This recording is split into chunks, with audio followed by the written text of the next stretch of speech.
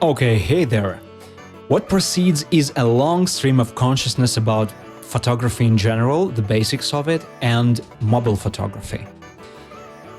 I'm not a photographer. I am a musician and I teach music production, etc.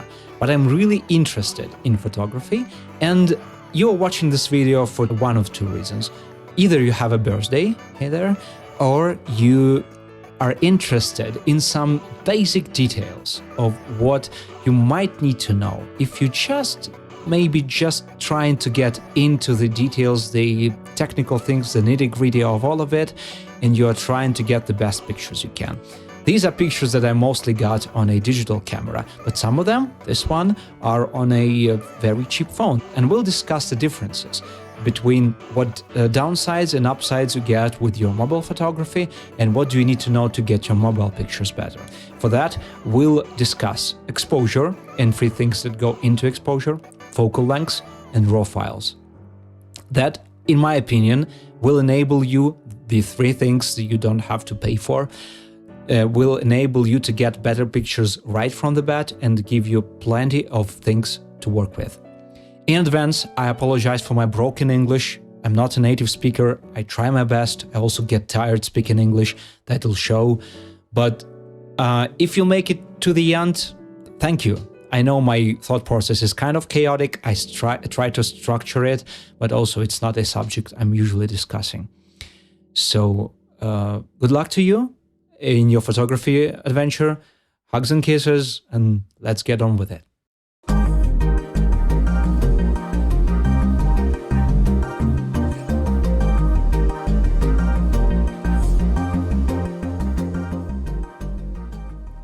So before we discuss some nice artistic stuff, we need to start with technical stuff, I figured. So these are the basics of light and photography you'd need to know to operate something in more or less manual mode. So let me open something. So let's discuss what's written in there. What does that mean? How does that help us? And then I'll later try to transcribe all that knowledge to mobile photography and some of the picture examples I have, etc. Let's start with this word, exposure. What does that mean? So when you are filming or doing pictures, you have like a camera, right? Or a piece of film, literally, and it's completely closed from light in case of film. And it's not necessary for a phone or for a digital camera. And then it is exposed to your light for a period of time and with some intensity. So literally a stream of light comes in and that determines the picture. That determines how bright it is. That determines how sharp it is. That determines how does it look. So in all the different ways, this is a crucial step for you. It's not just how bright that looks or how nightish or day-ish that looks. All the different things that go into a look of a photo, besides maybe using a specific lens, a lot of these aspects are tied to exposure. So that's why it's called exposure, right? You're exposing your sensor, if it's a digital camera, or your piece of film, if it's a film camera, to the light. All right. So let's advance and let's discuss the three things that affect the exposure. The more of that, like you have methods of adding more exposure with each of those three aspects. You can Google exposure triangle, but I find it a little bit confusing, although pretty informative once you read into it and experience it. So instead, I'll try and explain it in another way, just gradually, one by one, right? So at the start, let's name them. That's ISO, some people say ISO, that's aperture, and that is shutter speed to be exact. And you can push any of these aspects to this like abstract green thing, abstract limit, where you can say, okay, that contributes a lot to exposure. That gives us more light. And if I ask one of those aspects to contribute a lot of light. I'll describe that in more detail later. Then others could be kind of excused, right? That you might want that for different reasons, and I will explain those reasons right now. So we'll start with the one that's, I think, the easiest to understand. It's ISO. ISO determines how sensitive your medium is to light. In case of film, that is how quickly film becomes brighter when light hits it. Imagine like you're pouring water into a cup, and it becomes bigger and bigger. It's more and more and more and more water, and at some point it pours out of the cup. So that's a lot of light, and not enough light. It's like very, very little water. That's how, I don't know, how quick your stream of your flow of water is, right? So when you use your mobile phone, all of those, basically all three aspects, are determined automatically for you. Your camera looks at the environment, it kind of understands what do you want, maybe you select an option that explains it further, and at that point it makes an educated guess. So ISO, the higher the ISO, the more light you get, which is a good thing. You can shoot in an ideal conditions, and you can kind of dictate how your shot looks. You're not no longer really restricted with specific values of these things. So what are the downsides? The downsides are more ISO equals less details and more noise. So let's add some specifics to our ISO definition right here. Colloquially or usually you can see that's like it starts at 100. Why is it not black? Sorry, that's my bad. It starts at 100. Let's be gray. Sometimes it's slower, and it goes twice and twice and twice. So it's 200, 400, etc., until it becomes, I don't know, let's say 6400. So it goes, you can see these are the powers of 2. All of those are standardized. Some camera manufacturers do not abide by those standards, but that's a different story. And higher you can go. The higher you go, the more light, the quicker like you can get all of your light. But that means, as I said, this one is the cleanest. And this one is like the worst. Let's say it's 266,000, right? So that's like very bad, right? So let's explore that. I have, you can find those online, a lot of ISO tests for specific cameras. I've picked my dream camera at the time of the recording. I have Sony A7 Mark II. This is Mark III. According to DxO Mark tests, these are the best cameras for in terms of balance of ISO, etc. And I love to be not restricted to those conditions. But let's put that aside and just keep in mind that it's like one of the best cameras on the best consumer cameras that is on the market. So let's look closer at that picture. Flickr is the site I recommend for exploring those things. You have to be a little patient, but sometimes you get a lot of details like that. We did not discuss aperture and shutter speed before, but these are the things that contribute to the picture. So let's just examine the ISO thing, right? When you had a lower ISO of 1600, you have a pretty decent picture. It's like decently sharp, a lot of detail, different colors, etc. These people are washed out just because of other parameters, namely shutter speed. So once you increase the ISO, you can decrease other parameters. So we can see that now shutter speed is much quicker, but we paid for that, and we paid for that dearly. So this is the one, and you can, let's compare them. This is the previous one, this is the current one. The difference is literally night and day. Less definition in every texture, a lot of washed out parts of the picture, less definition in the color as well. So you cannot really that easily tell them apart. That's because your sensor becomes much more noisier. And in post-processing, your camera or phone has to denoise that. Well, at the time of the recording, like very modern phones can take a lot of pictures and approximate that. And that applies some algorithmic stuff that regular cameras like this one do not do usually. But still, they still have that problem. And even the best camera, at some point, this is that some point. This is 25 whatever thousands, and this is a lot more, that much more. Just look at that. Just look at these big yellow blobs all over the picture. These blobs of blue as well, all over it, everywhere.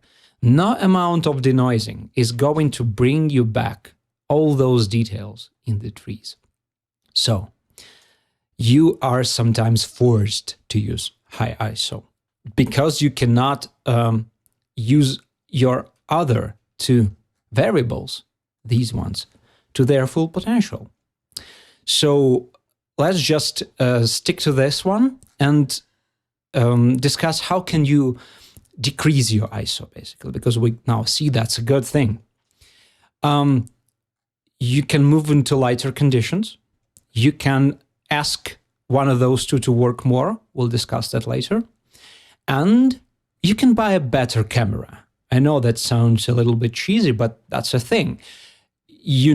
Sometimes you're restricted by your equipment. And my first camera was not as good as my current camera. And I can demonstrate you how. So the best picture we looked at is 1600 ISO, which is, as you know now, even not the top of the list, right? The top is usually 100. So we can look at how a picture from my old camera looks at the same ISO. And we can marvel at how noisy and undetailed and unsharp that is. Yes, there is a part of that is thanks to it being cropped for full resolution, and we don't know which lens is used even, but still, you can really tell, right? You have a lot of, this is, we can call it brightness noise, so you cannot really see blotches of color, but if you zoom in, you kind of do, right? You have these strange big things all over there. And once again, back here, we do not see that here practically at all. Yes, it is pretty zoomed out, but that's why you pay the price for your camera. So, to recap, ISO is how sensitive your sensor or your piece of film is. If it's very sensitive, like this is very sensitive, it lets light in quicker. Such film is way more expensive and usually has its limitations. And such cameras that are doing that with good quality are expensive. And that's the thing. That's one thing you cannot skim on if you want people to have a phone with a great camera. It has to have a great sensor. Or it has to have some trickery on top of it, as they currently do, to approximate, to try to remove all the noise with the help of looking at like 5 neighboring pictures. All right, that's ISO for you. Let's take on the second one. It's called shutter speed. What is shutter? Shutter is a thing that shuts the light off. It literally stands there, right? And it's like a black thing that doesn't let anything. And then it quickly opens for like a very little time. And then it closes down again. This is when you're talking about film and a lot of digital cameras, but not all of them. Of course, there's no physical shutter, I would think, in a lot of phones. I'm not sure if that would be even practical. But there is like a way of enabling and disabling sensor. Anyway, I'm not an electrician, I'm not a programmer, so you shouldn't ask me. Whatever it measures in seconds, usually it's like 1 over 100. 100th of the second, right? This is slower. This is 10 times as quick, right? 10 times as quick. And this is, for example, 10 times as slow, right? Do you get that? That's not hard, all right? So I'll now give you the reason why do they use those and what are not only practical implications, but the artsy-fartsy implications as well. So if you make your shutter very quick, it freezes time, which sometimes is a good thing. So let's look at my example. Here it is. So one of the reasons that all of those droplets are so sharp and that makes this picture as magical as it is, right? It not only captures the people who are looking, it also captures like, it's majestic somewhat. But it only works because camera just picked one little moment of time from all the movement and froze it. That means the shutter speed is really quick, and we can examine that. Yes, 1/800 is pretty freaking quick. But someone who took that photo maybe knew that he had or she had to do that, right? And also he or she had a lot of light at their disposal. That helps immensely because you can now get your ISO pretty low. You have a lot of light. You don't have to sweat it, right? Because when your shutter goes that quickly, 1/800, that means it does not let a lot of light in. It just lets in a handful, just a little, right? And that means you get less exposure. You get less exposure somewhere over here. But in exchange of that, you get this frozen time, you get sharpness. And there is like a thin line. You're trying to balance, you're trying to predict what is going on. That is why, by the way, these people are so washed out. So I think this is taken from a tripod, almost definitely, because this is not even 1/, right? This is, well, it is 1/, but very, very little. I cannot tell that quickly, maybe 1/20. So no. All right, doesn't matter. That's almost a full second. That's a very long time compared to 1/800th. Sorry, I'm not a native speaker again. I don't even know how to say it. That means all these people, all their movements are like superimposed over each other. And that's why they're not sharp. That does not have to do with anything connected with your lens or your camera per se. It's just that setting. You had to set it that slow to let more light in during those not specifically ideal conditions, right? And in here, you have pretty much ideal conditions. You have a lot of light, you have a great lens, very expensive lens, and you have a good scene right in front of you. I bet this camera has a great autofocus, and bang, there it goes. So you can say that the faster the shutter speed, then you get less light, but you get sharper pictures in general. Although sometimes you need that for a specific effect. Let's look at this one. This is a picture taken with a great camera in maybe normal conditions, especially for this great camera. But it had this setting, 1/30. You can compare that to like our dog. Usually when I shoot people, when I shoot portraits, I go maybe these are like upsides of my camera, but usually I go 1/125 or 1/100 or a little faster, 1/150. Because the faster I go, the more noise comes into picture. Now I think you're trying to understand how this balance works. When you take from one, you have to pay at another. So we just discussed those two, so don't mind me touching the aperture, but we'll get to that. So comparatively, right? This is 1 over 125, and this is just 30, right? Not 30 seconds, 1 over 30. I just got tired of saying all that every time. And you can see that she's running, and we can tell she's running. So yeah, it's not as sharp.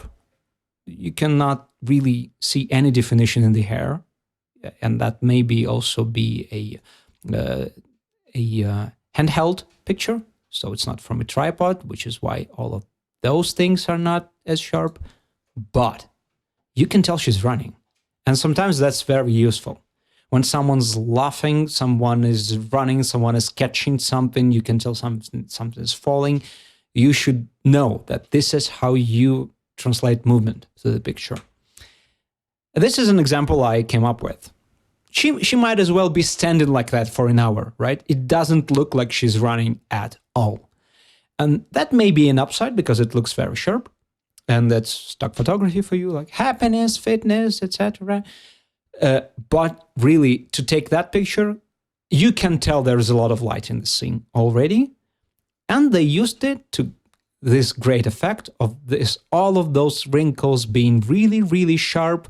You can tell every wrinkle of the fabric, maybe every single piece of grass, etc.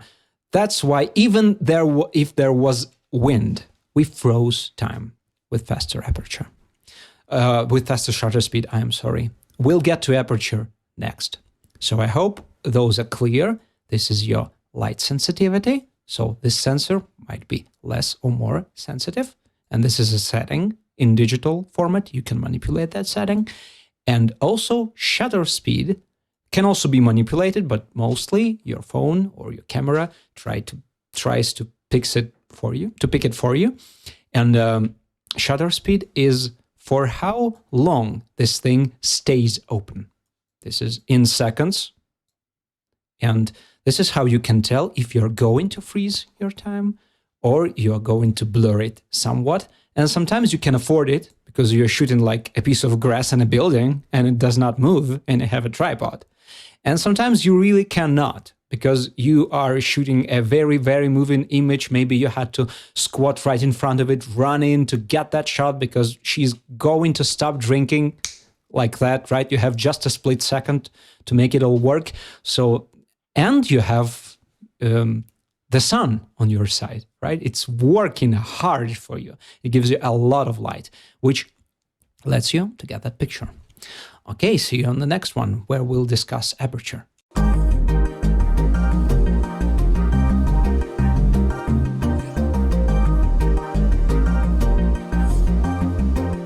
Okay, that's my favorite one. And that's because I always wondered what gives some portraits this very dreamy look. Let's discuss aperture, the third one in our exposure equation, so to speak. The third aspect that can contribute to you getting more light to your sensor and changing a picture in a meaningful way. So, what's the difference between this portrait and this portrait, just by the looks of it? The background is completely blurred, and this one is not, right? Here it's somewhat blurred.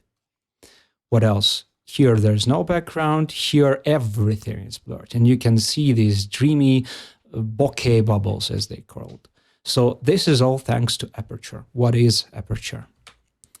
So can you see this little thing that you can open and close, and your camera does it for you automatically? Or you twist a knob or something, or pick a setting, and it opens and closes. So that's how it looks. Just you let more light through the lens, or you let less light through the lens. So how does that affect the picture? Basically, this is your dreamy portrait and a lot of light. So great, right? But this has another upside. This is your picture that requires all that is deep from your point of focus being in focus. Can you tell this is not in focus? Not really, right? This is in focus. These are not, though. That's okay. This picture works without that. But what about this one? What about this one? This won't work as well, right? If you just make this part in focus and this would be blurred, right? That won't be nice at all. You won't feel the texture. You won't feel the vastness of the place, as if you can somehow, it engulfs you, right? It's all around you. It's very sharp everywhere. That's only because you can close your aperture. So we'll discuss all the figures later, but let's start with this is your open aperture. Thanks to all people who got these pictures, by the way. This is your open aperture and this is your closed aperture. This means less light, but more depth of field. If closer to you and farther from you, everything is in focus. In here, you have a very shallow depth of field, as we get, for example, here. It is in fact so shallow that one of the eyes is in focus and another one is not. Just imagine how little is the difference between the distance. You can tell by the hair, by the way, right? This is, I think, not even eye is in focus, but these whiskers are, not whiskers, whatever, mustache. So these are just completely blown out, right? And these are really, really, really sharp. These are like, what, 15 millimeters away? So that's why everything that is meters away from us looks like this, I don't know, gourmet porridge of greenery. And sometimes that's the desired effect. Sometimes it is not. So now you have to remember that if it's closed, you can get the texture. If it's open, you get these dreamy surroundings. It's not the only thing that goes on, by the way. So once again, this gives you a lot more light. You can kind of tell that these colors look a little bit better and these colors look worse. But whatever, sometimes you can afford it. This is definitely a daytime shot or maybe like a twilight. So that enables you to get this picture. But also your lens performs, like this is a very closed aperture. Your lens performs worse usually at this extremely closed, I cannot zoom in anymore, sorry, at these very closed values. While it's pretty open, you can tell that there is more detail, sometimes more color, because you need to do less denoising. That's not inherent to the lens, the color. It's just a matter of processing that later. So this is another very nice comparison that let me not do that at all. Let's look at all this. So this is like a screen, right? So it must be not more than half a meter, maybe even less. It's just on a table, right? Maybe it's 30 centimeters. So that means that if the aperture is decently open, you can kind of tell what's there. If your lens opens that wide, not every lens does, you can really, really blow out even a closer object. But if you want me to know what's there, you have to close the aperture. So look at this picture and memorize that difference and understand what that does to your overall planning, to what you're trying to achieve. Let's recap all three of those. When ISO contributes a lot to exposure, it brings in more noise. So let's just, I'll put it this way. If one of them works really hard, two of them are excused. If two of them work decently well, one of them can have some leeway. And if all of them have the best possible conditions, then you are really, really free to get the best quality. So we're talking like studio photography. We're talking very expensive, maybe magazine shoots that I would know, which I would know nothing about. So just letting you know, but still, let's write that somewhat down. So when you get a lot of that, in exchange, you get noise. When you don't have a lot of that, you'll get very dark pictures, possibly not enough light. In exchange for very open aperture, when aperture is very open, you get blur or bokeh, that's called. Sorry? It's blur, all right? It's all blurred out. And when your shutter speed is really slow, really, really, really slow, you get a lot of light as well. But in exchange, you get trails. All right? And let's talk red zone, for example. If you can close your shutter very, very decently, very fast, you can get frozen time, which is practically equals sharpness if you have your object in focus, right? Frozen time, great.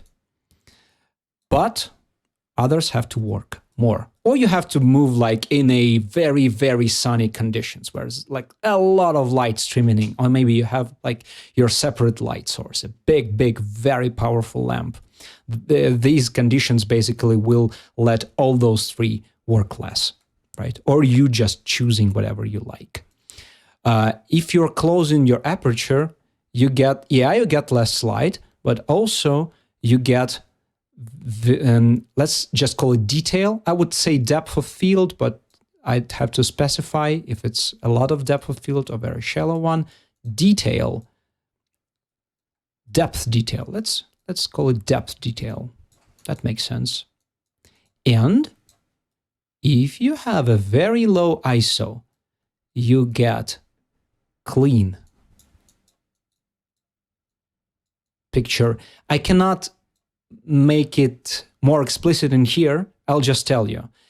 What I mean by it being clean is you can really tell all the colors apart and all the brightness values apart, which contributes to a picture being really sharp and vibrant. So because you can tell all these different wrinkles apart and all these pieces of fur apart, and because this water, all of them differ somewhat, and these details are not squashed, denoised, washed out later. That's why it looks so digital, precise, and clean. So this is possible on lower ISOs. All right, let's talk aperture values real quick so you could just orient yourself. So once again, it's 1 over something, but people are so tired of specifying it, and it has no point basically, because it's never the opposite. People just write this. It's in reality, it's 1 over this number, 1 over this number. So whatever, the lower the number is here, the more bokeh you get. So technically, the higher the number is because it's 1 over something. I hope I'm not mistaken about that, but whatever, you won't see anything else. Just that's the numbers you're getting used to. And I'm going to just vaguely set the expectations. So most lenses you can buy can get to this number. This is what they would call like a quick lens, a fast lens. And that means it just can open wide. It has to be really big. Maybe that's not the lens that they're shooting with, obviously. But if the number is like this, you can get your creamy bokeh all the way. If it is like this, f4 to f8, around that, you'll get like photojournalism style photos. It will get you a proper, decent depth of field. So you'll get your subject in focus more or less. I think more than less.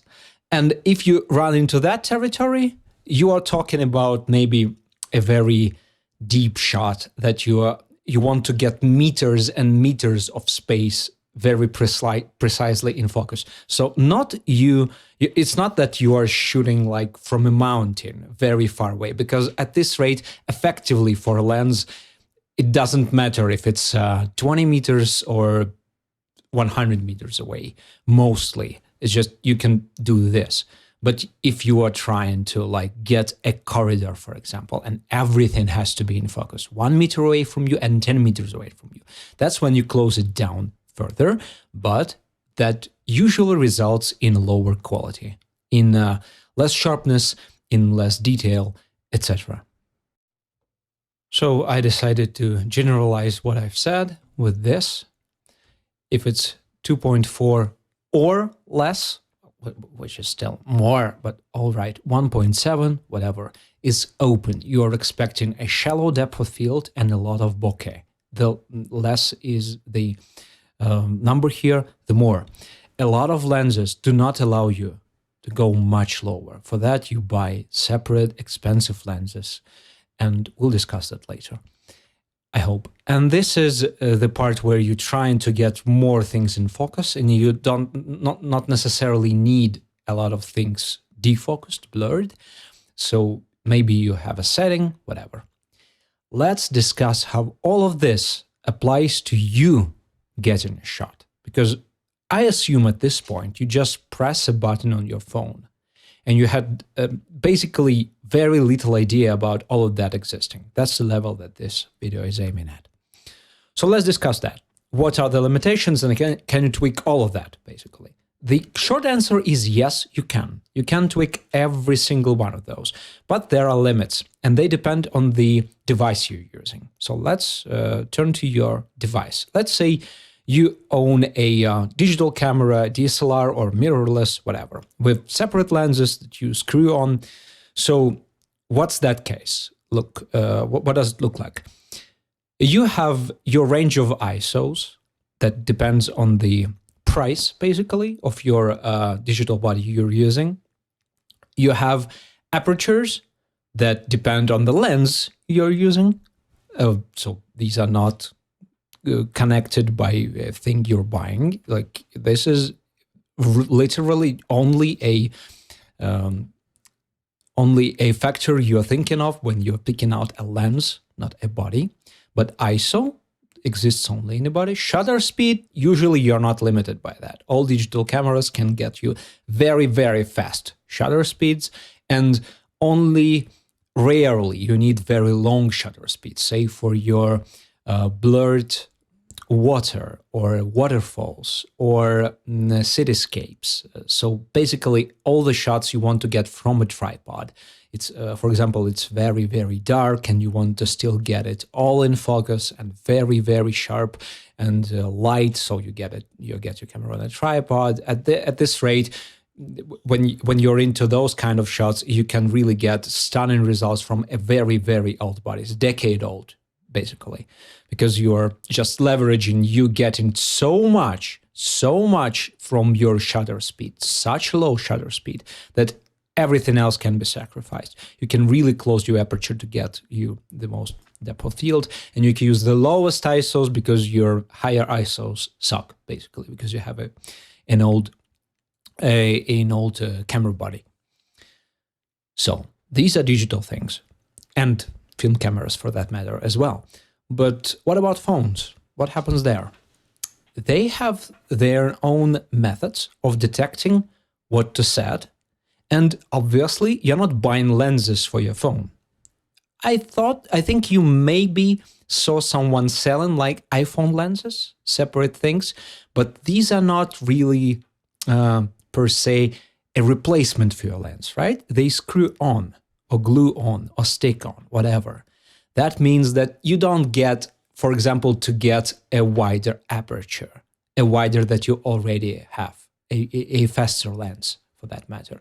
You're just, at this rate, you're playing with focal lengths that we'll discuss later, basically the look of things, how wide the shot is or how close the shot is. That's a separate topic. So you are stuck, basically, with what you're given. I don't think there would be very much limitations with shutter speed. It's just a matter of like saving more or less of a picture. Not a programmer, don't quote me at that, but that shouldn't be a problem. ISO and aperture are a big problem though. And in short, once again, I'm not a specialist, but I would imagine that the problems are really wide apertures for modern lenses. First of all, that's expensive. And despite you seeing those on your phones, they don't really use them all that much because they are not really sharp And people expect from their phones, they expect a point and shoot behavior, right? You just stick it in there, you just shoot something, everything's in focus, everyone's happy. So no manual operation, no manual focus, no selecting all the things, right? So that gives you a faster operation, obviously, what everyone loves, but that gives you less of a creative freedom, right? Just what we've discussed. You selecting between those qualities and trying to get your picture with all the qualities you've envisioned. ISO is a sticking point, once again, about the price of your device. So let's stick back to our ISO comparisons in here. So this is a quality you will not expect from 1600 ISO on a cheapish phone. You'll get this, I think, on these ISOs, this kind of quality, especially in these settings. I mean, in this setting where it's very, very dark comparatively and you cannot really make out all the details.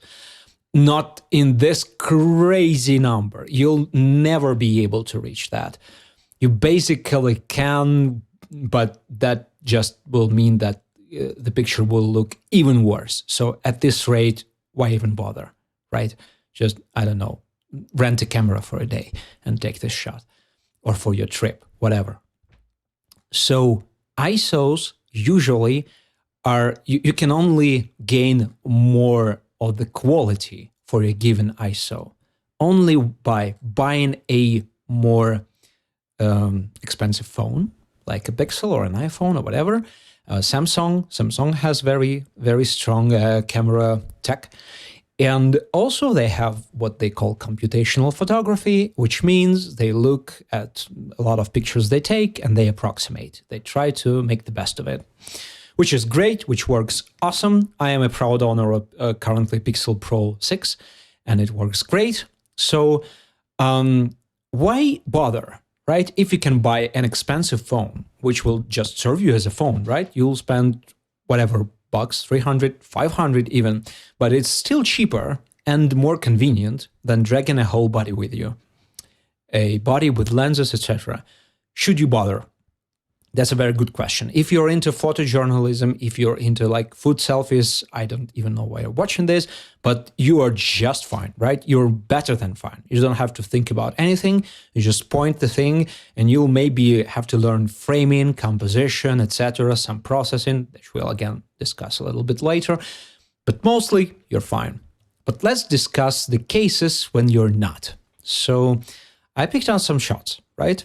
This is a landscape shot. Say you're into landscapes, you want to shoot nature. You go into this park, you shoot with your Google Pixel 6, and you're just stunned by the quality, right? What will you ever need if not this? Everything is crisp, sharp, the picture is vibrant, all the colors seem to be true to life. It's great, right? So let's examine the settings. The aperture is pretty wide open, if you remember the numbers I gave you, but that's because this lens is very wide. We did not discuss this. This is called focal length, and that's to come later.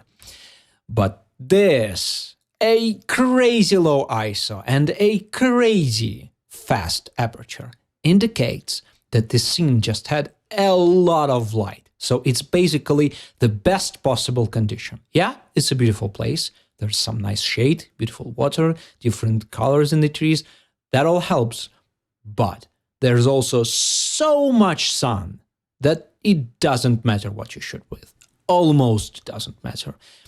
A 15-year-old, at this point, digital camera will give you the same or better result and maybe more flexibility. Although that's arguable, because on Pixel, you can just pick a different lens, you can instantly upload it and it doesn't like drag you down in your bag. So great, right? These are all upsides and downsides we're not going to discuss. People are deciding for themselves. Let's look at a different picture. You are trying to shoot nature up close. That's when you need bokeh. Remember that for that, you are going to open your aperture up. And this picture indicates that phones are capable of that. It does not look as smooth and natural as some of the pictures might. Let's look at like this some of the posts in my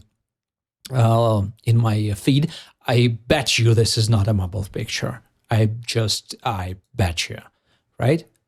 Okay, it's not.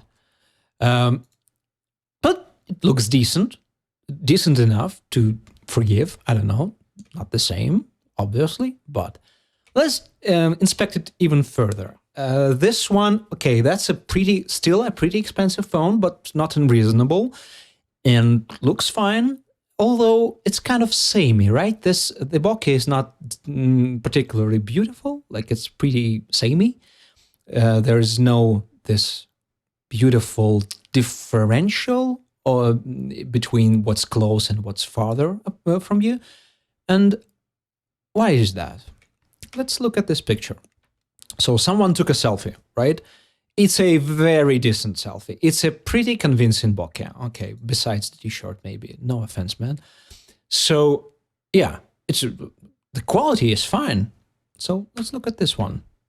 And that's when we see why all this bokeh looks kind of the same. That's a very different distance, right? Than this distance. Probably.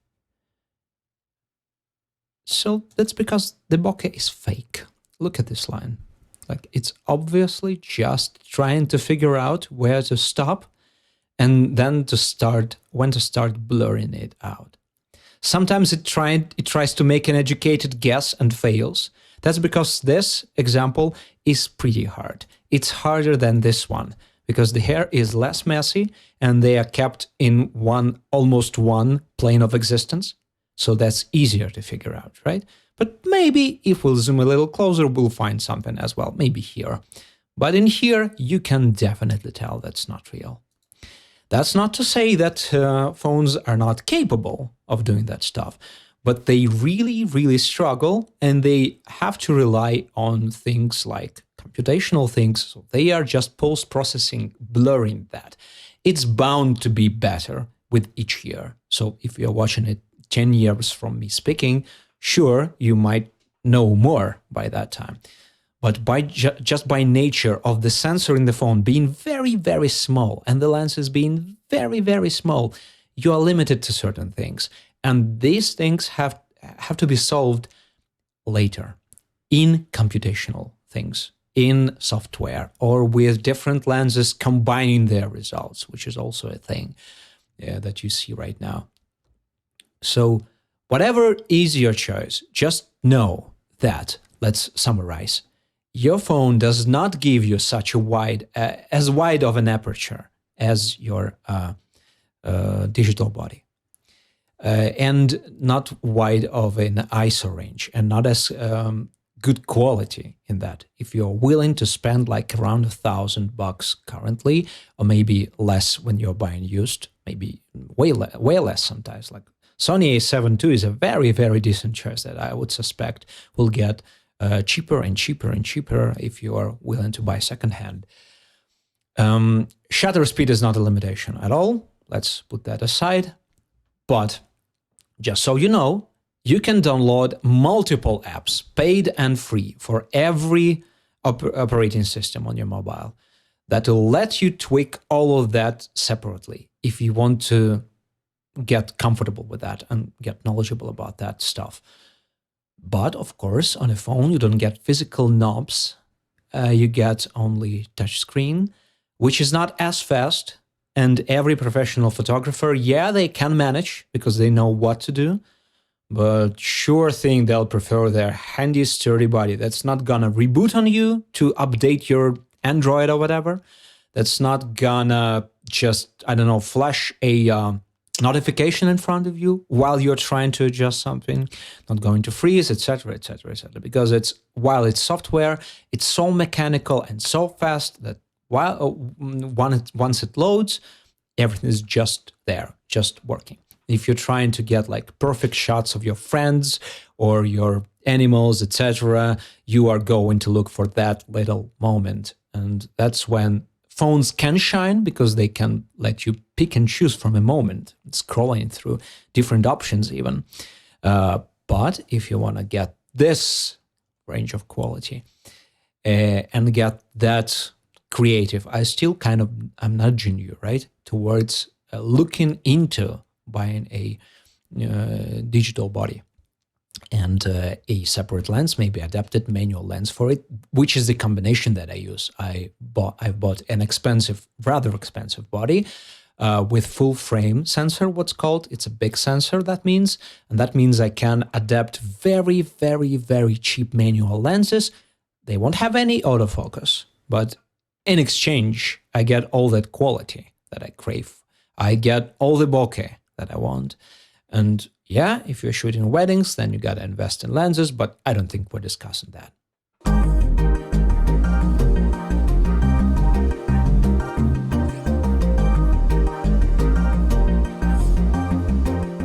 I think during this discussion, we might pursue a goal, and that goal might be you looking at a photo and its statistics and being able to understand what is required of you to get such a shot.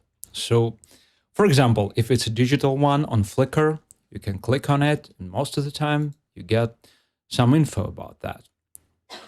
In my case, it's not complete because I use adapted lenses, which means that my camera does not know all the info about what's being used. But a lot of times in all these enthusiast websites like Flickr that I love, you can just ask, or sometimes the person who shot the picture just gives it, like I do right here.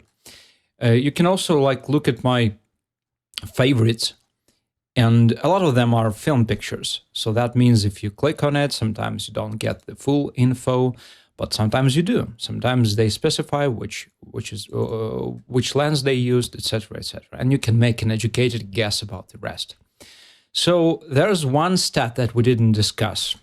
Look at this beautiful digital picture, and we have this parameter here, which we are not sure what is at all. So let's discuss focal lengths. I have an example of my own this time, which is a rarity apparently. So in this course, at least, let's call it that. Here you have a beautiful plant that agreed to pose for me a while ago as well. And I'm trying to shoot it with 3 different lenses that are set in one camera. So the camera is the same, lenses are different. And first, we might just look at what is in the picture, what is in the frame, and how everything looks. So we'll start, we'll have 3 of them. This, and this. So let me explain. Look at these numbers.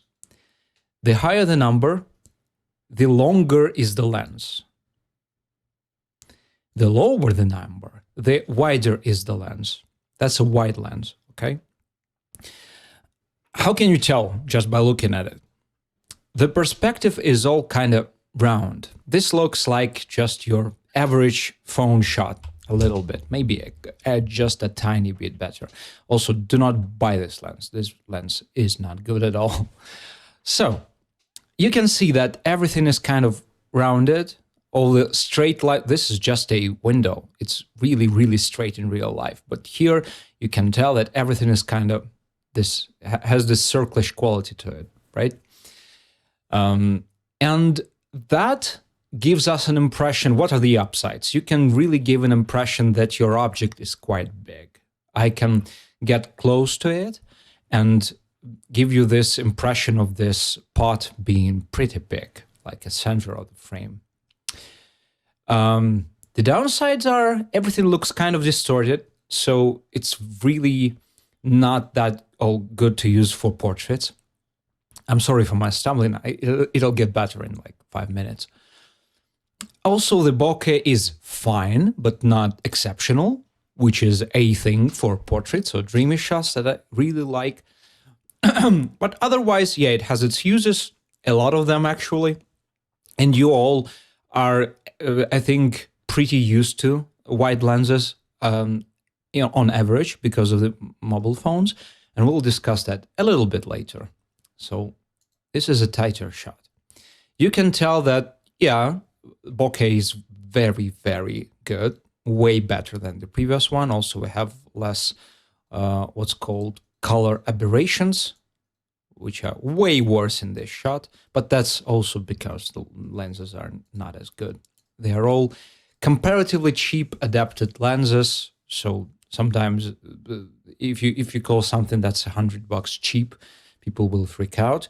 I understand. I also at the time saved up for those lenses even, but still the price is nothing compared to things that you're looking at if you're trying to buy an autofocus lens for a modern camera from the manufacturer, new. Like it's maybe, I don't know, 5 times as cheap.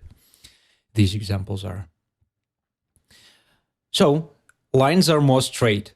They're not quite straight, right? But they are more straight. And the shot is more intimate.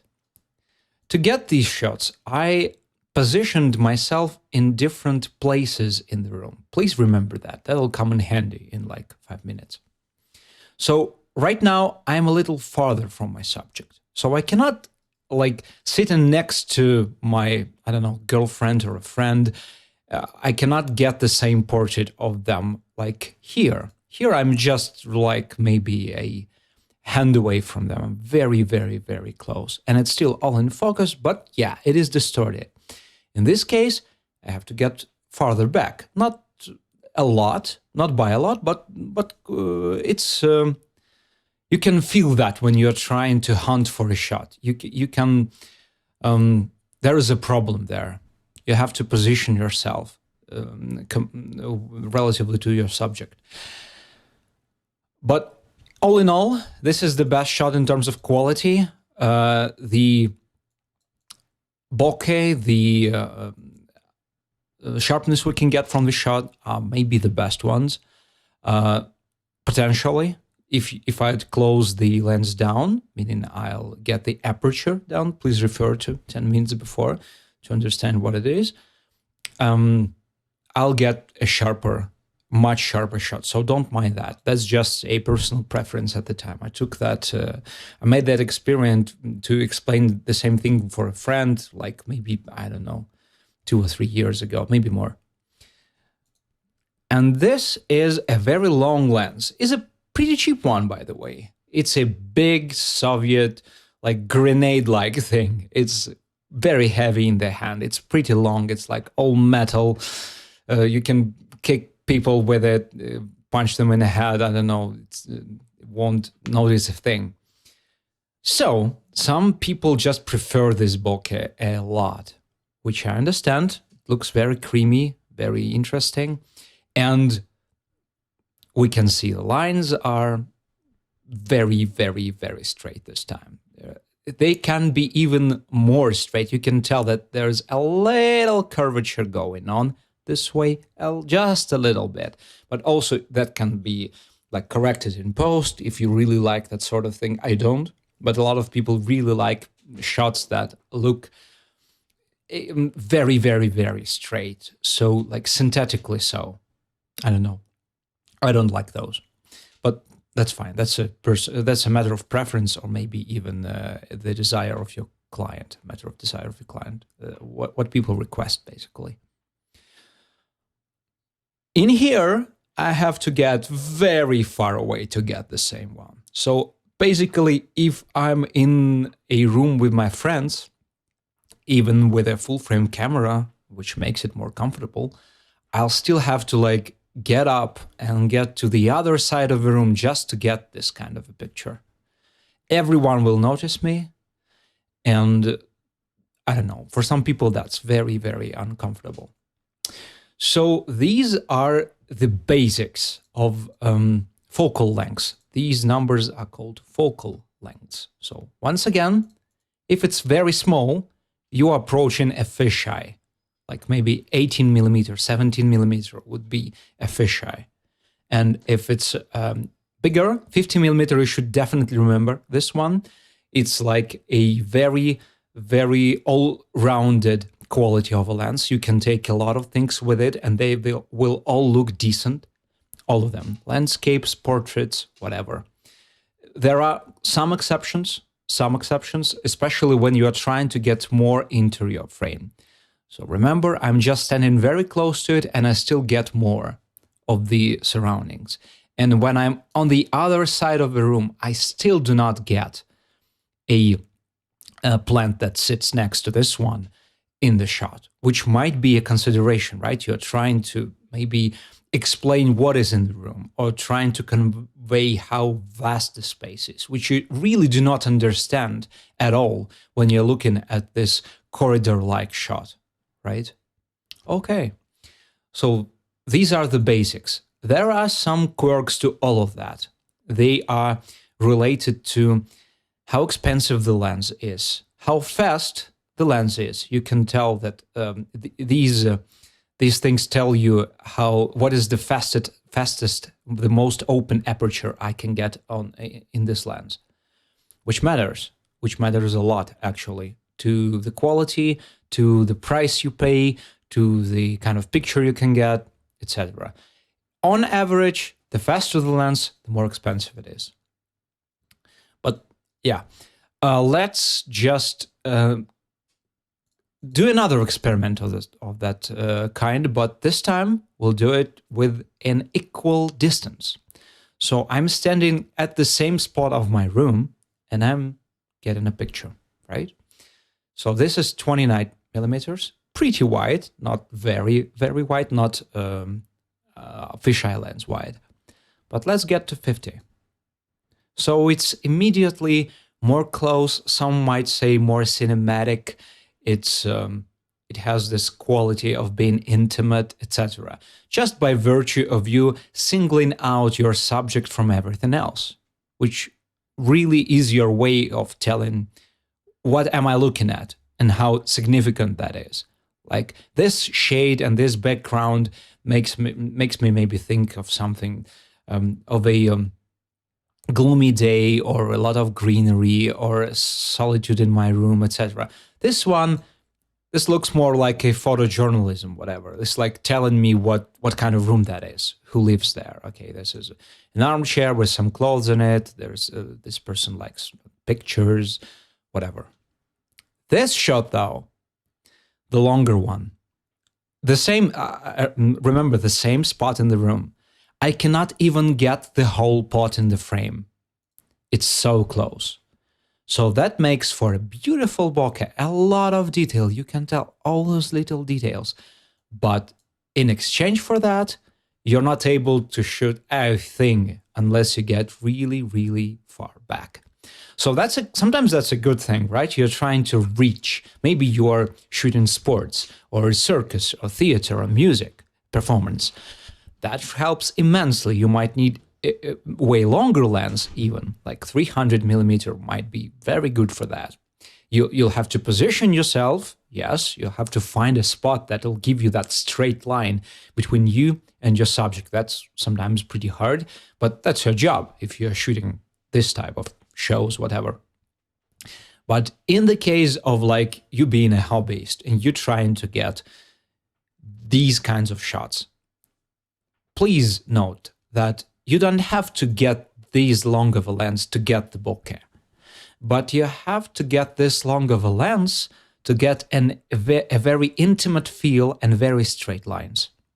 So there are gray areas between these values. For example, a very popular focal length for portraits is 85 millimeters. I never used an 85. I'm looking forward to it. It's on an expensive side compared to 50. That gives you a more intimate look of your portrait subject, but also you have to position yourself farther back.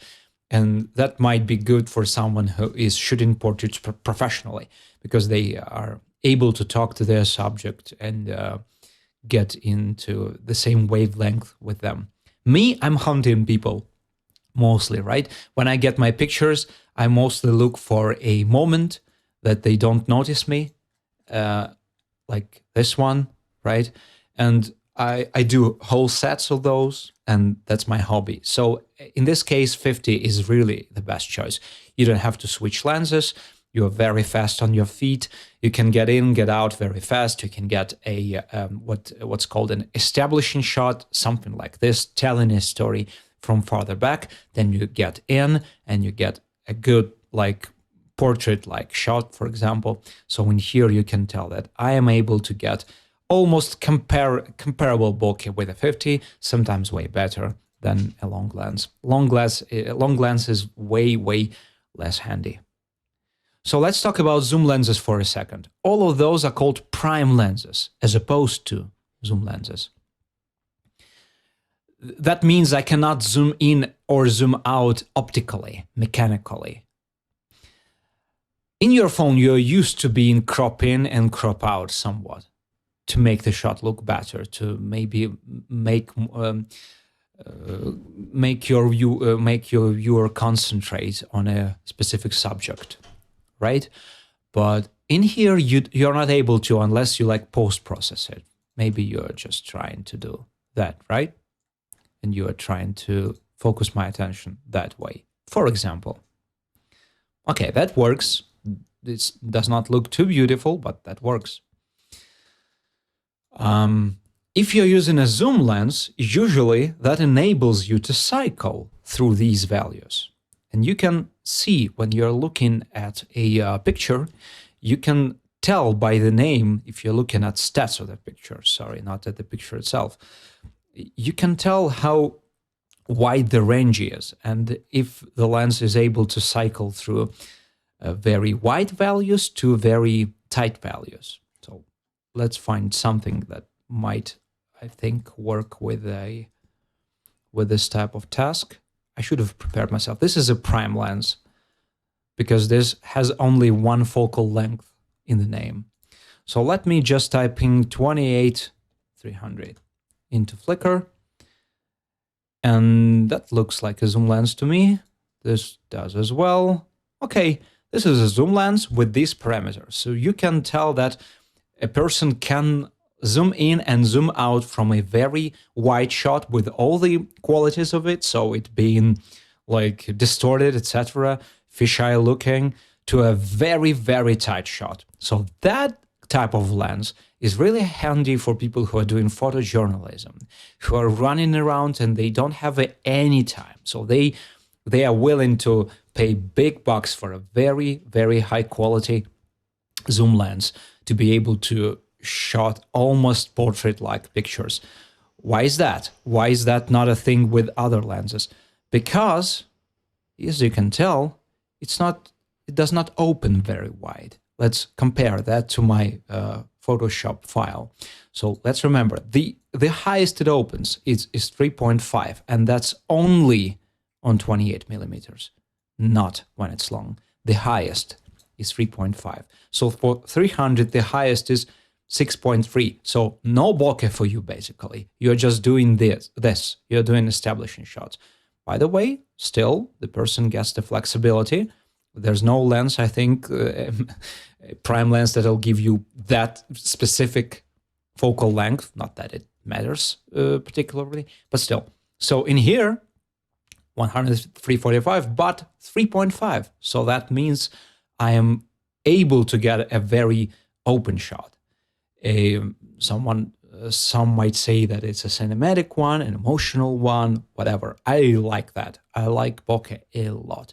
So for me, zoom lenses never were a consideration. But if you really into photography because of the moment, not because of the quality of the frozen moment, zooms are your thing. Usually, let's get to phones, okay? Usually phones do not use zoom lenses. They are just cropping into the frame. They are just doing that. But modern phones use multiple lenses. So one of them is basically that, and one of them is basically that. And they are maybe switching between them, or maybe they're doing a shot with both of them, trying to combine the qualities, which is great for us. We don't have to think about that. We just have to pay for it. But still, mostly these are prime lenses, and that makes, once again, for a better quality. So let's make a short roundup And let me get to the next subject on the matter of focal lengths. Why do we need to know about them? Because they give us very different qualities of the picture.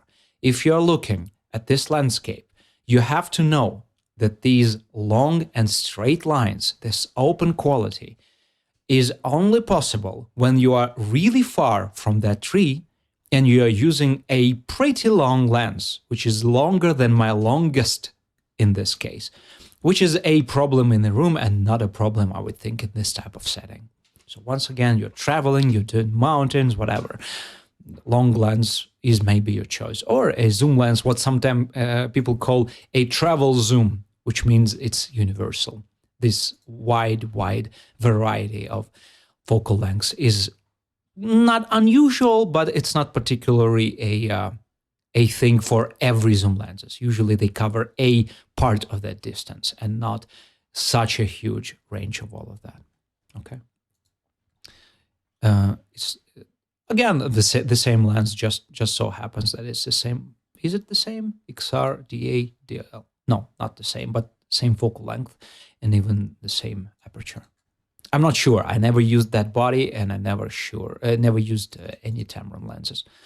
Once again, anyone with like 10, 20 years of professional experience maybe is laughing at me, but I'm just doing my best. All right. If you're looking at a portrait, you might recognize that some of them work because of bokeh, and you have to get a lens that is capable of that. That's a long lens. I suspected that it might be a little tighter. So in my case, I mostly use 50s. But we now have a skill of examining a shot and trying to understand which qualities are there and how do we achieve them. So let's compare these portraits.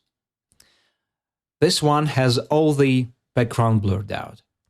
So I need to have my aperture open. But I still use a 50mm. It's just a 50mm lens. This shot, though, is a 50mm as well. But this time, I cannot close the aperture. I cannot open the aperture all the way up because I need all this texture. I'm into this shot because of the texture. So I need to close it down. Especially when you're doing manual operation, I'm shooting everything manually. You don't have much of a choice when you are operating with manual lenses that are adapted, and that gives you great quality for the price. I highly recommend it if you're willing to put in the work, if you're willing to learn, to experiment. I really like that style of work, not only because it's economically efficient, but because of what the results I get. Let's compare that to this one. Can you already tell that it's a wider lens? I think it is. Yes, it is 28mm compared to 50, which is like more, I'd say, normal looking. It's not as distorted. It looks, people might say, like a normal eye would perceive it. All right, that's 50, but that's 28. That looks exaggerated. That looks open somewhat, and that enables me to convey even more sense of space that is in the spark. Don't mind the acidic colors, again, just a personal preference. So sometimes you get a better sense of space because you get a tighter shot. This is 135, but you can already tell, again, straight lines all over compared to, well, this for that matter, right? It's very distorted. You are very close to the subject, and that makes everything looks cylindrical, spherical. In here, again, it's kind of, you can tell there is a round quality to it. The face does not look natural, like here, like here. It looks distorted on that axis. Like the person does not look as round in real life, I can tell you that. So that's only a matter of your phone being very close to you. You cannot hack that necessarily. You can only like pick a longer lens and position your camera farther back from you. Yeah, people now use that to an effect, right? They pick certain angles that make their faces look different. Okay, we're not discussing that, but that's a thing. So when you are examining a type, a style of photography you like, you now might be able to combine all the knowledge we acquired previously and try to look for a style of a photo, a specific presentation, one might say. I really like the look of a 50mm on a full frame sensor, like most of those pictures. I think all of them in this case. Yeah, I think all of them are shot with 50mm, just different 50mm lenses from different manufacturers. If you want to know more about that, I'm sure YouTube provides you with a ton of information. But I am assuming you are in here for an excursion. You want to know about those things, but you do not own any camera. Maybe you're not in the market even for the camera. So let's talk mobile phones. What is a big difference between my camera, Sony A7 Mark II, and your phone? The big difference is sensor size. If you ever saw a little piece of film, let me do that.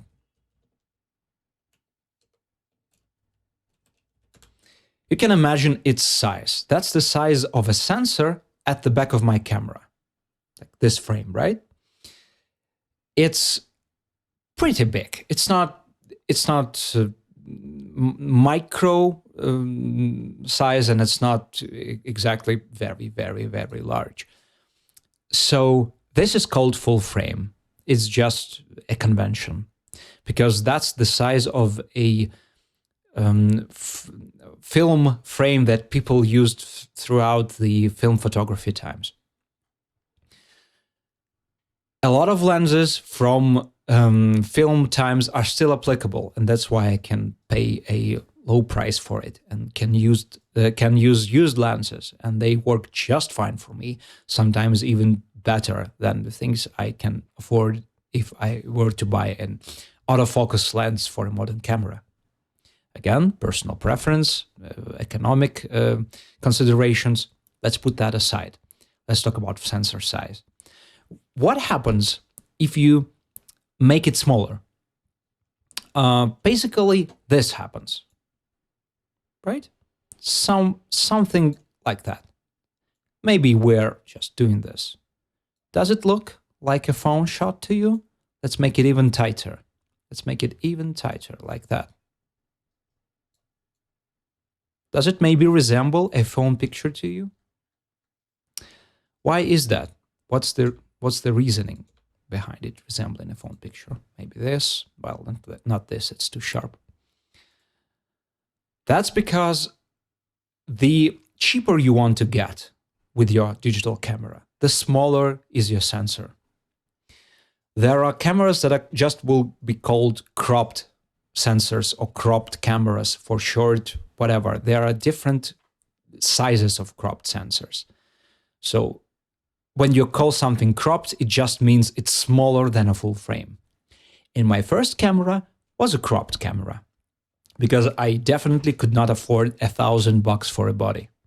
And my first one was a used one that was like maybe $400, $300, around that price. It was a Sony A65. It's a pretty ancient camera by today's standards, and most of the time it cannot even beat a good phone. Well, apart from some specific circumstances. But it had a cropped frame. That meant that I could use the same lens. I did use the same lens on that camera, but that meant that I had less space to work with. That's the main consideration for you. It's kind of tighter this way. The lens is still 50mm, but we did not see all of the info that is in the 50mm. We do not see all of that. It's getting cropped. The sensor does not see all of that. There are even more downsides to all of this. There is like a consideration of noise. You get more noise with a cropped sensor. There is a consideration of light. You get less light with a smaller sensor. And it's maybe like, let's say it's around 2 times as small than a full frame one. So for your phone, you might imagine it's tiny. It's just a little tiny thing that your small lens on your phone can cover practically. So it's cropped to no end. So it has the worst light condition, noise condition. It has to use crazy wide lenses and then crop it. So basically you use like maybe this lens and then you crop it down, and now it looks like kind of a 50mm shot. Kind of. It's not the same still. It has all the rounded qualities, etc. It's just very, very cropped in. I'm sorry for all this mess. Let me back out from that. That's why when you are talking phones or maybe some small frame cameras, cropped cameras, you are talking equivalent. What that means is you are getting a picture similar to 29 or 28 millimeters. Let's examine statistics for 2 phones. My phone and the phone of my friend, iPhone 7 Plus. They have, let's look at this, 24mm equivalent. What that means is the lens in reality is very wide. It's like 8mm. It's like fisheye wide, crazy. That makes it more expensive. But it's not as expensive because we do not see all the lens. We do not have to look for a very, very good quality on the edges, which is a very important quality for a wide lens. This is a very cheap wide lens, and you can tell the quality is dog shit on the edges. This is kind of fine. This is awful. Everything is defocused, everything is blurred, kind of smudged. Yeah, we do not see that on phones because they are crazily cropped in. Maybe like this, I don't know. I'm just estimating, I'm just guessing. But what this says is it looks kind of roughly like a 24mm on a full frame. This is a way of standardizing this. This is a very wide lens, as you can now maybe able to tell. 60mm is a like a fisheye looking lens. Ultra wide, okay, that checks out. It is ultra wide. Equivalent, that still is here to not make you so confused, to not able to tell how it roughly looks. It looks like a 60mm on a full frame. So pretty freaking wide. If it just said 16mm on a cropped sensor, that might mean 50mm equivalent, whatever. It's like you cannot tell anything. And this is my longer lens. So it's not as long. It's not 135 like this one, but it is pretty long. In reality, once again, it might be, I don't know, 40mm, but then it's cropped down and you get this. You get this result of it being 102 equivalent. So the downsides are all the things above. Sensor is not as good, basically. You have to overpay for a very small one and you still get all the limitations of light. The upsides, yes, it is portable. It has the computational upsides. iPhones, Pixels, Samsungs they process their pictures a lot, which is a good thing for most of us. People do not want to get bogged down into all these details. They just want a picture. I sometimes want to tweak things, and we'll get to that in the last part, just briefly, right? So it's not about processing, it will be about raw files, what's called raw files. So just so you know, when you're picking a phone for your photography purposes, you might look at those and examine that. So let's Google a word equivalent. That's my trusted source for camera quality information, DxOMark. 28mm equivalent. So it is wide. It's like this lens. Once again, looks kind of like a phone shot to me. This one does as well. It's kind of round, etc. All the qualities I've already told you about. 56mm equivalent, though. is more of a portrait looking lens. It's not as long, it's not as straight as this one, but it is fine. You do not get a real bokeh. You cannot. With this small lens, small sensor, it is impossible to get it naturally. So you get it most of the time in software. Just software tries to figure out what the edges are and tries to blur it out for you. It'll never look as natural as for now. Maybe in the future with neural networks or whatever comes next, we'll be able to surpass that. Currently, it is impossible. You just have to work your way around that. So let's summarize. If you're using your phone and it has multiple cameras, look into switching between the lenses knowingly. Don't just shoot mindlessly, just point and shoot. Just know what kind of shot you want to get. If it is a more cinematic looking shot, position yourself accordingly. So get farther back, basically, most of the time. And pick a different lens if there's an option. Like in my phone, there is a button that switches, it just says 4x. But I can definitely tell that it thinks a second and switches between sensors and lenses to a different one, and now captures a very different picture.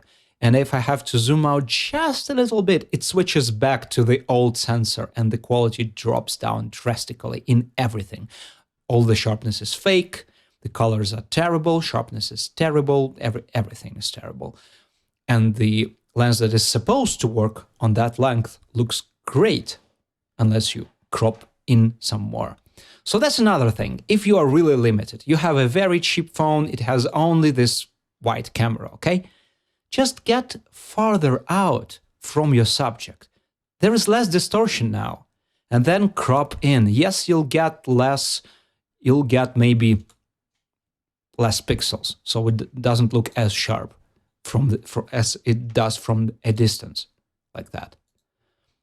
But it still kind of gets the point across. It looks more on point than this, maybe if you're looking for a tighter shot.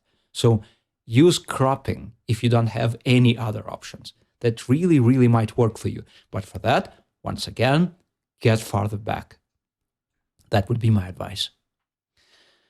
So, thank you for following me on that focal length journey. I know it's a long-winded and somewhat chaotic talk, but I hope that with practice, just you shooting and looking at pictures on Flickr, which I highly recommend. You can just open maybe my profile and start from there. Not maybe my pictures. These are not these are my faves. And there is a link to that, vospi-favorites, that might be useful. Maybe you might find a creator that looks curious to you and follow them. I think that's way better than using Instagram for the same thing, because the info is not as extensive on Instagram and quality is just terrible. You cannot zoom in. You cannot do basically anything that I like to do with pictures. I like to look at them. I like to really look at them. And that's something that Flickr enables me to do still. It might die, unfortunately. It was bought from Yahoo by another company. And yeah, they are trying to give it a second life with this. Sponsored images from my stock. Okay. I'm not getting into that. So open Flickr, open the pictures. Maybe you have a digital body sitting somewhere. A friend's, right? Sony A65, an old one. Just type that in. You look at different pictures. You like the style of the picture. Look at what lens did they use. Usually, pictures that are on top use decent or very expensive even lenses. So you might just sort it by time. That's a thing I like to do. Not relevant, but just date uploaded. And look for little gems. So these are very plain looking. Someone just points and shoots, sorry. But some things are curious looking. Someone worked with post-processing or light or getting close, etc. So the first thing you might need to know about these pictures, how do they work, apart from external light, which I'm not the person to ask about, or post-processing, which I know a little bit about. you must know what type of lens and what type of setting they use. And if it tells you that, and it does in this case, great. So this is a very slow shutter speed. Let's examine that, right? It's a wide shot, but it's on a cropped camera. That's why it doesn't look as wide. Again, it's just cropped in. In reality, you might be able to tell. It's a closed aperture. That's why it's sharpish in terms of depth. Like you can tell that most of the buttons are in focus. Okay, this is a very low ISO, so they'll get the best looking colors that they can get from the rather cheap body, but they compensate. They have to with this, because all of those settings do not help them to get a lot of exposure. This is a closed aperture. This is a low ISO, but this is a very long exposure. It cannot be shot handheld. This is a shot that's done from a tripod, I'm sure. Some kind of stabilizing thing that they screw their camera on and press a button. All right, I'm kind of rambling at this point, so let's wrap this part of the video up and let's get into raw processing. Thanks.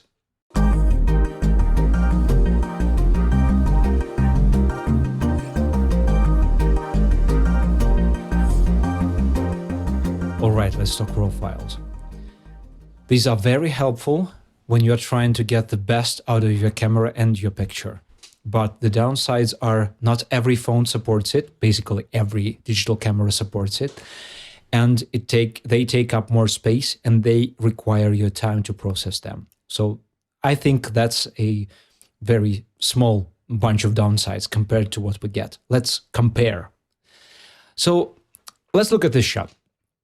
This is a picture of my relatives that I really cherish. One of them is not alive anymore, and they rarely talk to each other, and I like the setting, but there is only so much I can do to try and salvage the faces. Why is that? When your camera sees the world around them, it first gets the data of the light to the sensor. It tries to capture the darker parts, even these parts, but at this point, you might think that it didn't capture this part. It did, but let me talk you through it. Then it applied a very heavy contrast and a certain color correction to all that for you to be able to tell, okay, this is beautiful and saturated and looks natural, whatever. And in this case, maybe because of my fault, maybe because of the very unusual setting, we have a lot of daylight coming in and no other light sources at all. That's why they're in such a heavy shadow all the time. You basically cannot fix this. Let's try. Let's bump the brightness right up.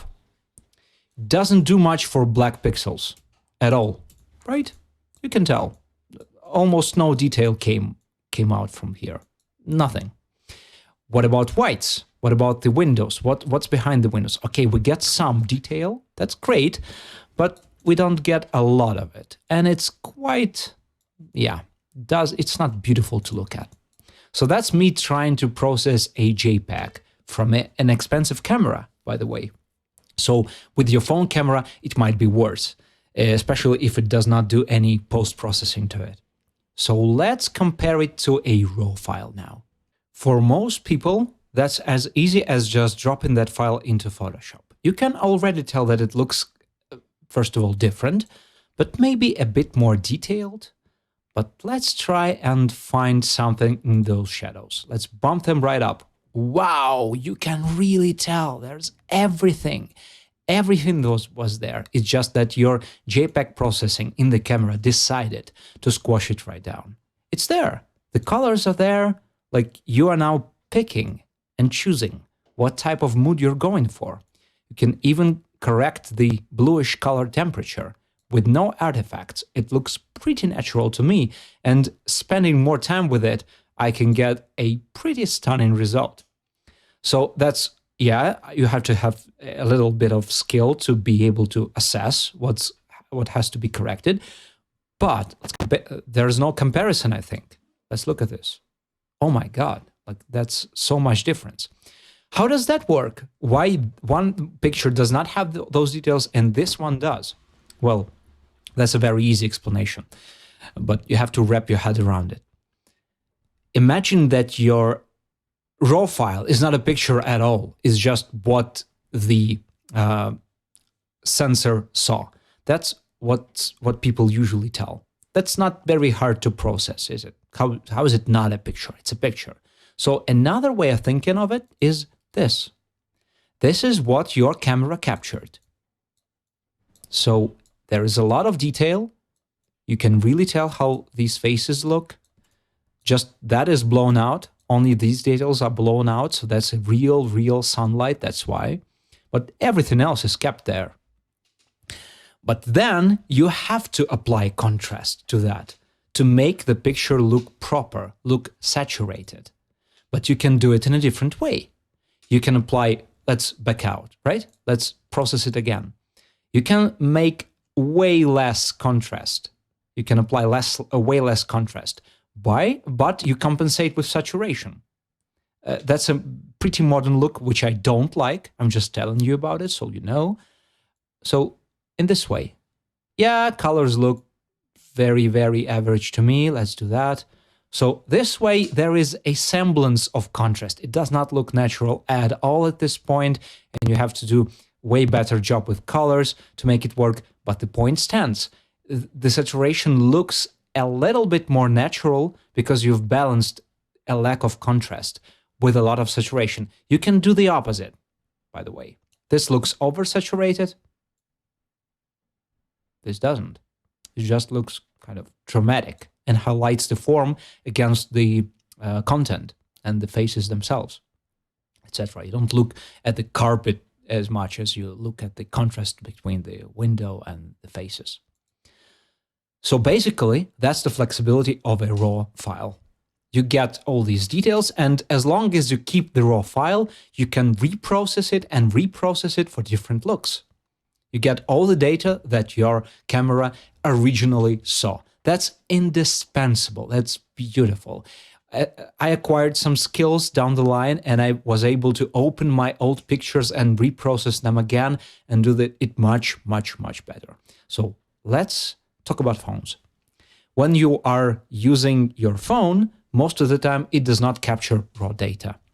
But you can enable it if there is a possibility for your phone. So if you're choosing which phone to use, for example, my phone shoots RAW. That's the first phone I used that shoots RAW. iPhone 7 Plus that I mentioned does shoot RAW. And these files, you have to find them on your hard disk, and you have to install a separate app to process them or even bring them to your Photoshop, etc. So is it worth it? Especially with an expensive phone that does all the work for you. So let's discuss that. I've picked some examples for you, right? These are pictures that I shot on my phone. 3 pictures of different type. This is a long lens I think maybe long lens again, and this is a normal lens, my middle lens. I have 3 lenses. So this picture, what else do you want, right? It looks great. You have maybe to apply some color to it. Let's get some vibrance going. And at this rate, like, that's great. It's good to go. This part looks kind of natural, but when you zoom in, you find out all this is fake sharpness, like this part of the processing. But that gives you a sense of it being sharp from a distance, which is a requirement for like Instagrams, etc. So let's compare that to a raw file I got. So let's look at this pretty attentively. Let me even get a square pixels going for you. Let's do 50% zoom. All right. And now let's open a raw file for the same picture.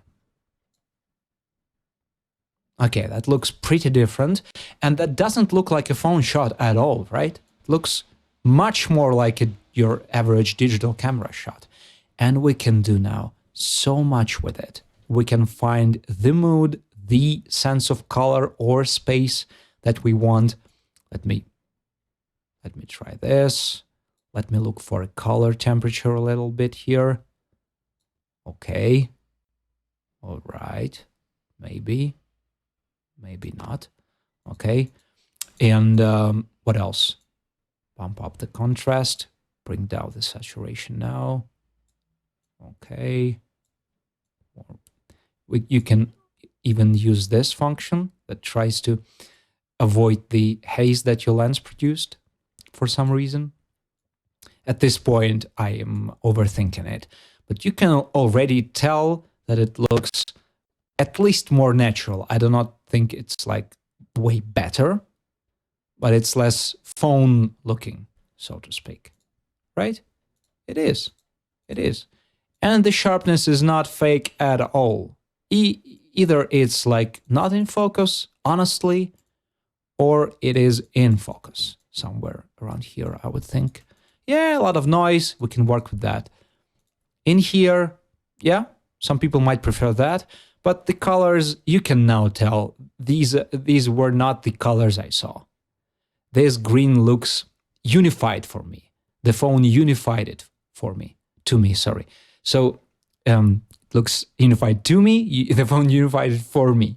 As it does with the blues, as it does with the yellows, these are kind of the same. The bricks and the leaves, are they the same?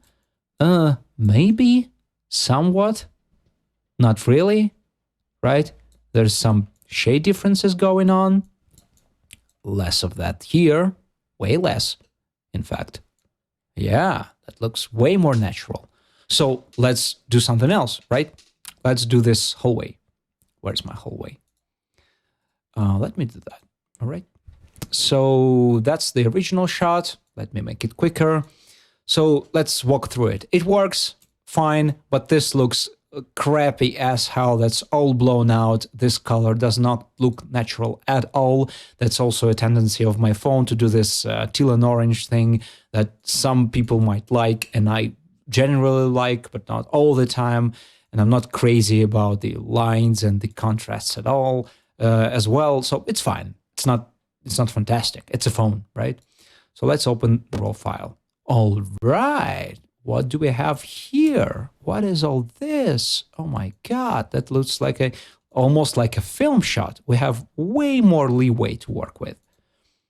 Okay, so let's do that, for example. Maybe this a little bit. So now I'm picking and choosing what can I achieve. Let's look if I can salvage some of that. Yes, I really, really can. And like here, if you remember, we can really tell what's there. Wow. You can even combine that shot and that shot for the best results to get a high contrast going here and a lot of detail here if you like. I don't most of the time, but a lot of landscape photography relies on you combining what was really dark and what was really bright to see all the details. You can Google HDR photography and see the exaggerated version of what I'm talking about. So let's settle with that. I'm not even tweaking anything else, maybe dehaze a little bit. Okay, that looks good to me. Okay, at least they are different. And you can argue that some of one of them is more denoised and thus more clean looking. And you can argue this one is more natural looking and has more going for it in terms of just, I don't know, artistic intent. If you're not reporting on a like newspaper that you did a picture of. More options to work with colors that I love. And let's look at this one. Okay, that's a phone shot. That's fantastic for a phone shot. Great setting. Yeah, a little bit of tilt going on, but let's ignore that. Once again, does not look like a phone to me at all. It's crazy how good that looks for a phone. Currently, to my eye, once again, this might age in like two years already. Okay, let's just maybe. No, that doesn't work for me. I'll cancel out of that. Okay, the green already looks very synthetic compared to what we were able to just get with a default Photoshop raw processing. So I think it proves my point.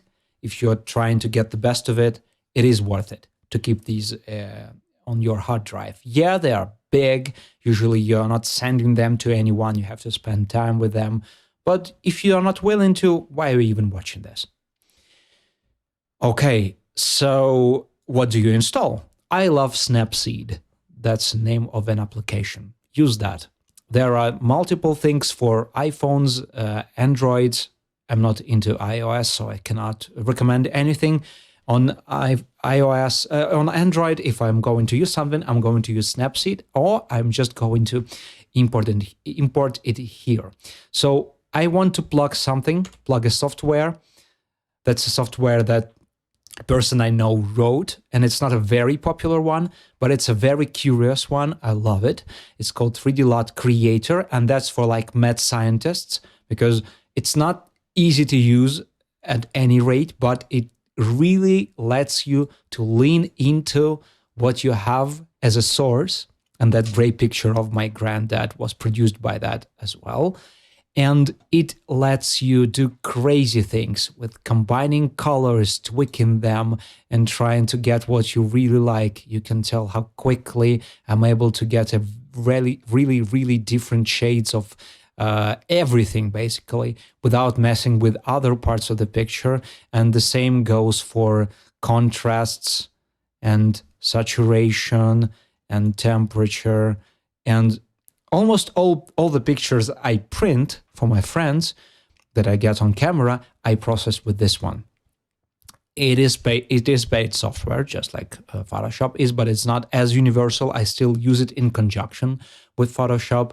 So that's a downside, but it's, I think, unique and it's beautiful. There are a lot of tutorials on their channel in English as well. A lot of them are in Russian, but in English as well. That's great. You can learn a lot about color and saturation and contrast from it, and the digital processing, etc., etc.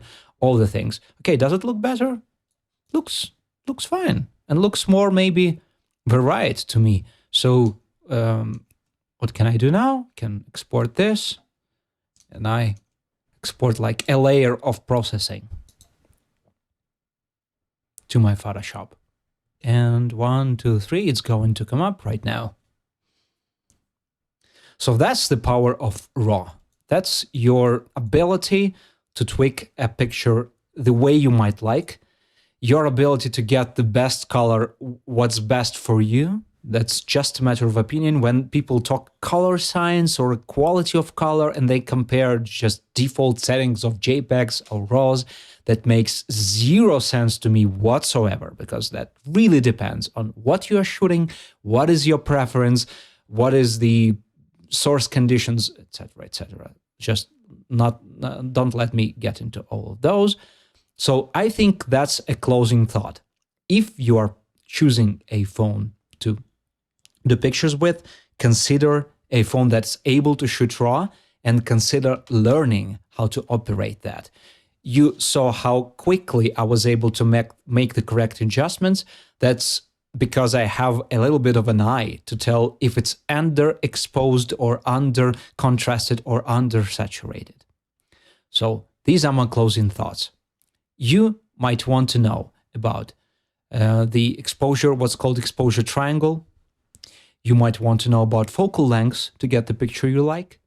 And you might want to know about RAW files. If you combine all of that, you can still learn a lot on your phone, and then maybe get a breath of fresh air when you finally buy a good camera and get great looking shots, which I think you might be able to. Practice makes perfect. Watch more YouTube, less chaotic people who speak better English, which I apologize for, sorry. And the doggy says bye to you. And good luck to you. See ya.